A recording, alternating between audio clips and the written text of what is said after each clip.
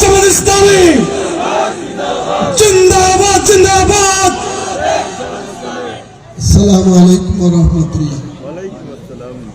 আলহামদুলিল্লাহি রাব্বিল আলামিন, আসসালাতু ওয়াসসালামু আলা আশরাফিল আমবিয়া ওয়াল মুরসালিন ওয়া আলা আলিহি ওয়া সাহবিহি আজমাইন। আজকের এই মনোজ্ঞ সাংস্কৃতিক অনুষ্ঠান, এই অনুষ্ঠানের সম্মানিত অতিথিবৃন্দ,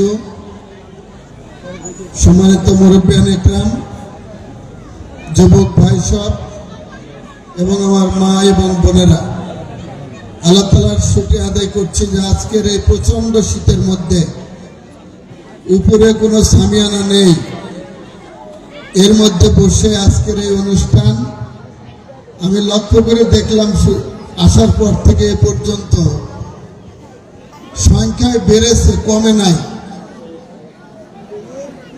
আজকের এই সাংস্কৃতিক অনুষ্ঠানের মধ্য দিয়ে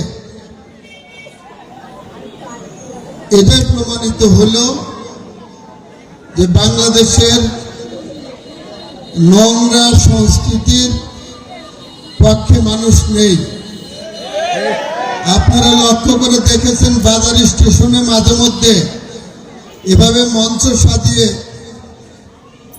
ঢাক ডোল পিটিয়ে যেখানে সাংস্কৃতিক অনুষ্ঠান করা হয় সে জায়গাতে এর অর্ধেক লোক হয় না।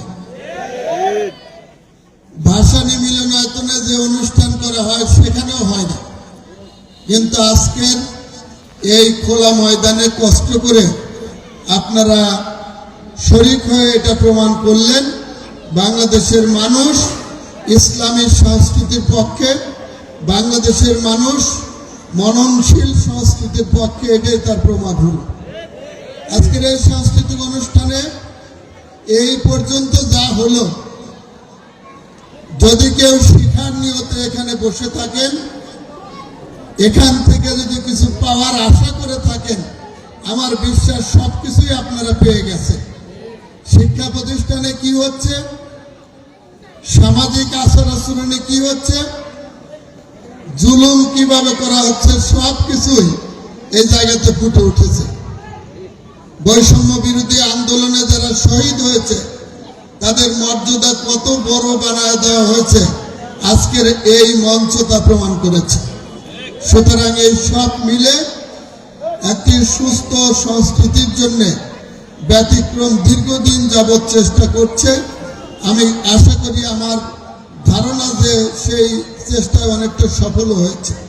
সময়ত ভাইরা, আজকে দেশের যে পরিবর্তন হয়েছে, এই পরিবর্তনের পরে মানুষ আজকে নতুন কিছু দেখতে চাচ্ছে, নতুন একটি আদর্শ বেছে নেওয়ার জন্য মানুষ চেষ্টা করছে, আর সেই আদর্শের নামই হচ্ছে আল ইসলাম।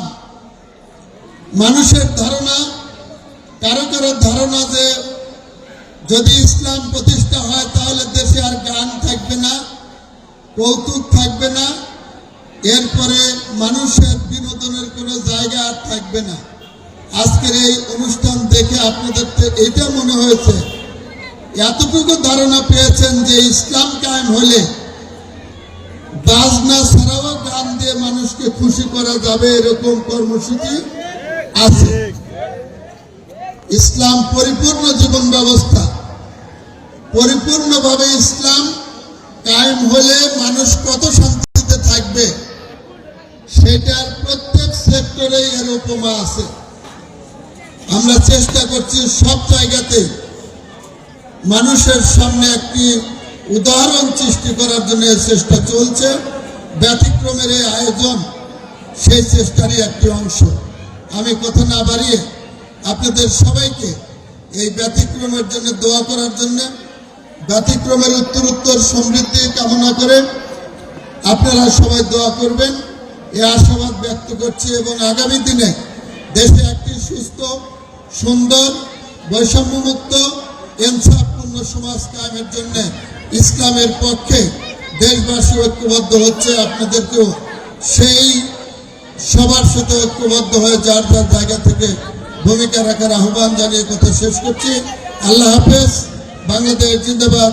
আসসালামু আলাইকুম ওয়া রাহমাতুল্লাহি ওয়া বারাকাতুহু।